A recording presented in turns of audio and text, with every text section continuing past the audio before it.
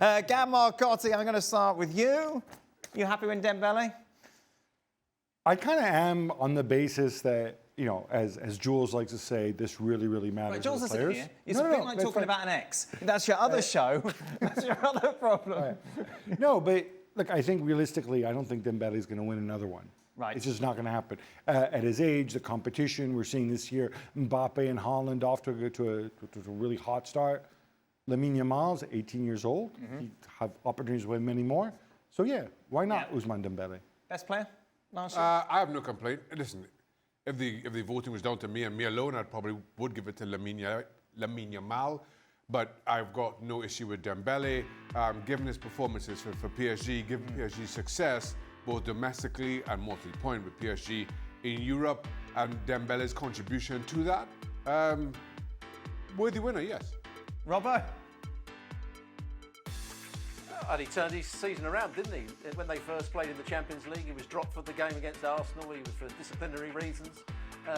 When he was at Barcelona, he was in and out. But suddenly he became a top-class player last season. Scored goals, changed of position, playing at centre forward. He linked up the play, showed intelligence, he showed pace. He was a leader for the team. They won things as well, which I know Shaka always thinks is important when it comes to individual awards, that he must win a club competition. And they did that. So I've got no complaints.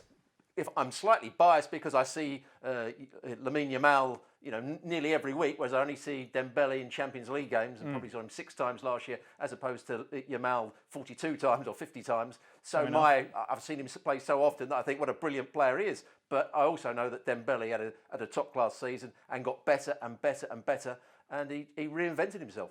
This was a player that at Barcelona was so much in and out, and Gab mentioned he had injuries as well, but I think his character was quite often questioned. His work rate was questioned. His final end product was questioned.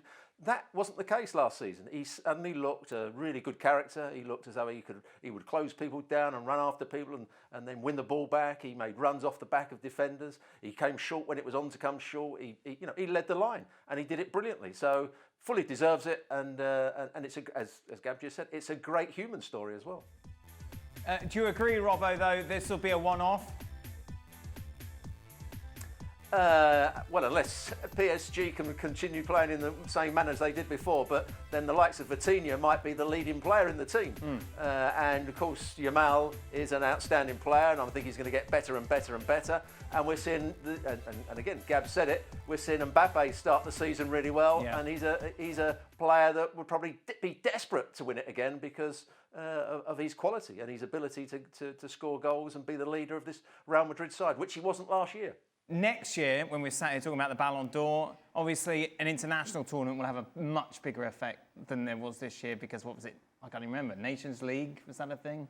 I mean, look, there's 100 nations vote for this, and a lot of the people who vote for this, nobody pays attention to every single game in every single top league even, right? Sure. So that's why we say it's not that you have to win an award to go and win the Ballon d'Or, but you're most likely to be seen if you excel in the big games, in the Champions League semifinals and finals, and of course it's going to be the World Cup. And it's not a coincidence that the last time a defender won this, I think one of only 2 times in history, was in 2006 when Fabio Cannavaro won the Ballon d'Or. Again, another guy where you say, you're never going to win it again, bro. But guess what? Italy won the World Cup that year. So there's definitely, these two things definitely go hand in hand. You're buying Lamine Yamal shirt or you're buying a Dembélé shirt? Lamine Yamal has that it factor at the moment, isn't it, when it comes to on and off the pitch? Without question, and we've seen that number 10 Barcelona shirt be very heavy for a number of players. Lamine Yamal has just taken to it with a wonderful ease. There's no question in my mind that we will be having more and more conversations about him in this regard around Ballon d'Or favourites or second favourites, certainly as a serious contender.